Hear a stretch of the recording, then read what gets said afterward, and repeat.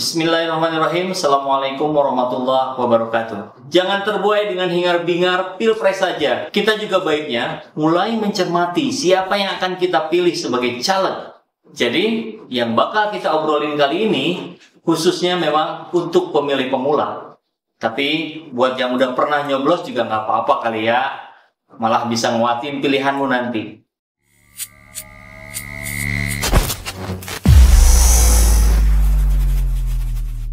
Kita mulai dulu video kali ini dengan wawancara bersama kaum milenial yang sekaligus menjadi pemilih pemula di pemilu kali ini. Saya Hilman. Anissa dari Bandung. Nama saya Kotono dari Rifki Pratama Putra. Nama saya Denis dari Bandung. Pasti berkaitan dengan suatu pemerintahan, pengambilan keputusan kekuasaan warga negaraan. Hal-hal yang dilakukan yang berhubungan dengan negara, dengan partai, dengan segala sesuatu seluk-beluknya lah menurut saya kayak gitu. Sebenarnya politik itu intinya kegiatan yang melibatkan orang gitu ya, menego orang. Politik, apa ya? Bingung ya ngejelasinnya gimana. Politik itu ya politik. Oh iya. Politik itu adalah sesuatu hal yang diraih oleh meraih sesuatu cara yang digunakan untuk menempuh jabatan. Kayaknya gitu. Kan ribet ya belibet ya, itulah politik belibet. Gimana menurutmu proses politik di Indonesia? Menebar suatu kebencian gitu. Politik di Indonesia tuh. Walaupun memang sah-sah saja gitu ya, namanya juga memperebutkan kekuasaan. Harus ada senjata-senjata yang mungkin cacian lah, yang mungkin makian lah. Politik di Indonesia itu melawan lawan mainnya itu dengan cara menurut saya agak, atau memang seperti itu ya, politik nggak tahu, saya juga memang harus seperti itu atau memang ada cara ideal yang lebih bagusnya gitu.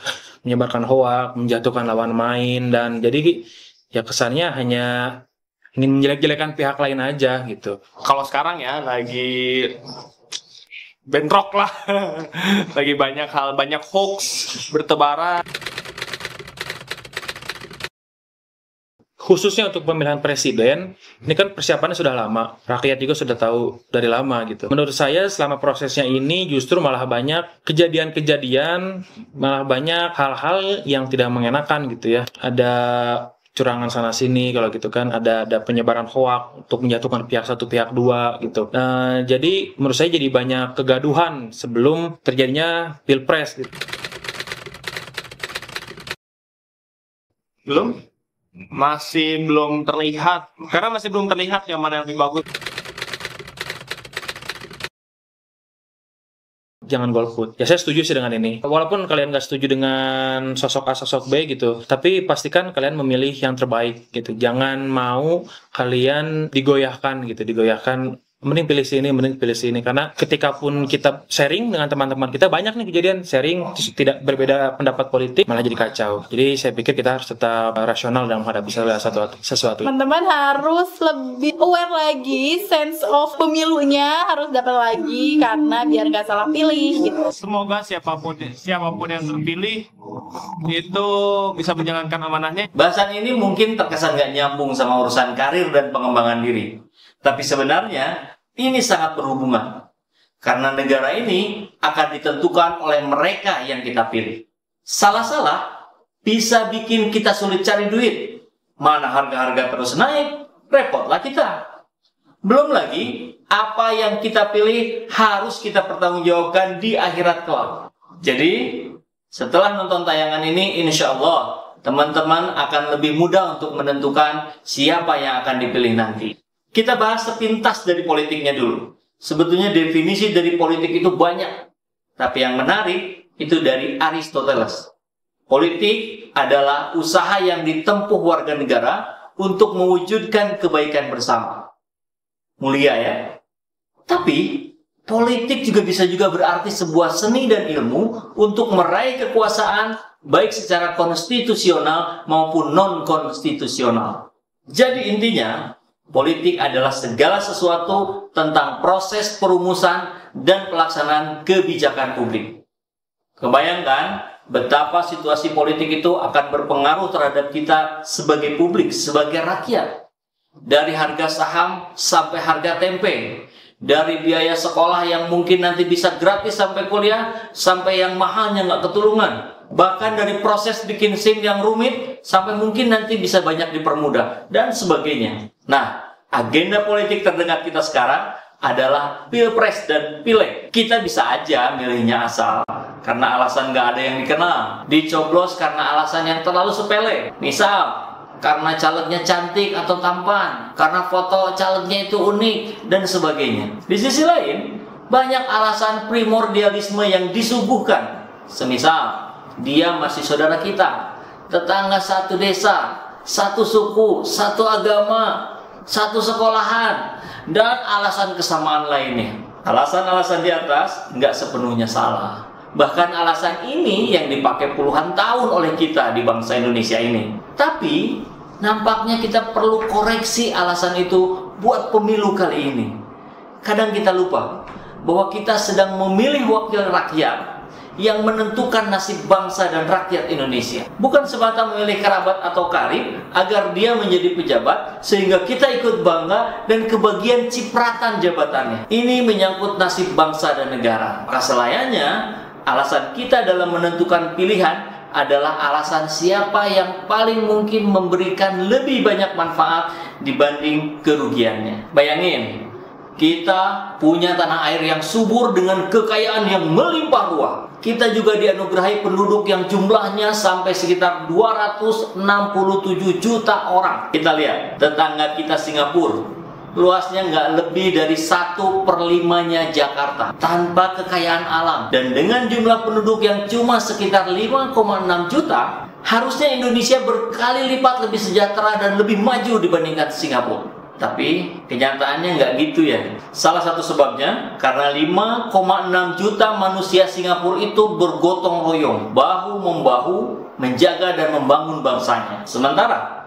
267 juta rakyat Indonesia sibuk dengan urusannya masing-masing. Nah, siapa yang berperan ngurusin manajemen bangsa ini? Ya presiden beserta jajarannya di pemerintahan dan para anggota legislatif yang bersama-sama pemerintah nyusun anggaran kebutuhan negara. Di sisi lain, juga yang bertugas ngawasin jalannya pemerintahan.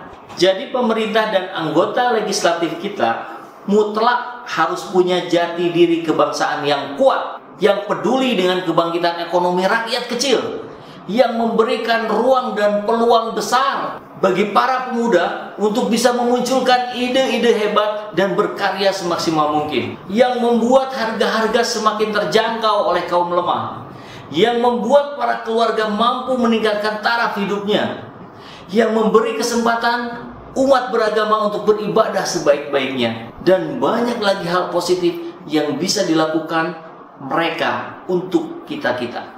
Nah, sekarang para calon sedang mempromosikan dirinya masing-masing untuk dipilih, sedang menampakkan wajah baiknya, seperti yang peduli pada rakyat kecil, seperti yang ingin meningkatkan ekonomi keluarga calon pemilihnya, seperti yang sedang sibuk berjuang untuk masyarakat banyak dalam berbagai hal. Padahal jangan juga kita berprasangka buruk ya, menganggap semua yang sedang kampanye itu pakai topeng kebalikannya. Tapi kita cermati saja dengan sedikit upaya dari kita. Ya, sedikit saja. Bisa kok, insya Allah. Caranya, jadilah pemilih yang berpartisipasi secara otonom. Artinya, memilih dengan pertimbangan yang matang, bukan atas pengaruh orang lain. Nah, sekarang gimana caranya biar kita punya pertimbangan yang matang? Simak baik-baik do and done berikut ini. Do, pelajari profil calonnya, copy nama calegnya, paste di Google, baca rekam jejaknya di website. Kalau nggak ada, mestinya minimal adalah medsosnya. Stalking deh bentaran. Apa yang dia posting? Sesuatu yang membangun atau malah omong kosong? Mengkritisi atau malah mencaci maki? Tentang aktivitasnya yang terlihat bekerja atau sekedar selfie? Pokoknya bakal kelihatan kok. Kalau nggak nemu juga medsosnya, ya sudah, jangan dipilih. Berarti dia nggak ada niat untuk interaksi dengan calon pemilihnya. Betul? Masih bingung juga karena kebanyakan calonnya persempit dengan pilih partainya saja. Pastinya lebih mudah kan nyari tahunya. Pilih partai yang programnya paling banyak terjun langsung ke rakyat, yang bukan hanya hingar-bingar saat jelang pemilu aja. Oke? Sekarang kita masuk ke dan. Jangan terjebak dengan fanatisme buta. Semua pilihan pasti punya kelebihan dan kelemahan. Fokus saja pada apa yang punya kelebihannya jauh lebih baik dibandingkan kelemahannya. Jangan terpengaruh dengan janji-janji. Jangan asal telan info yang didapat. Lihat aja track recordnya. Caranya sama. Stalking aja deh bentaran. Zaman teknologi ini enak sebenarnya. Yang penting anak muda sekarang harus mau cari tahu. Generasi sekarang punya kemampuan buat mengubah dunia jadi lebih baik. Masa muda kita adalah kekuatan kita. Pilihan kita adalah suara kita. Oke? Cukup? Semoga bermanfaat. Assalamualaikum warahmatullahi wabarakatuh. Be enthusiastic and keep progress.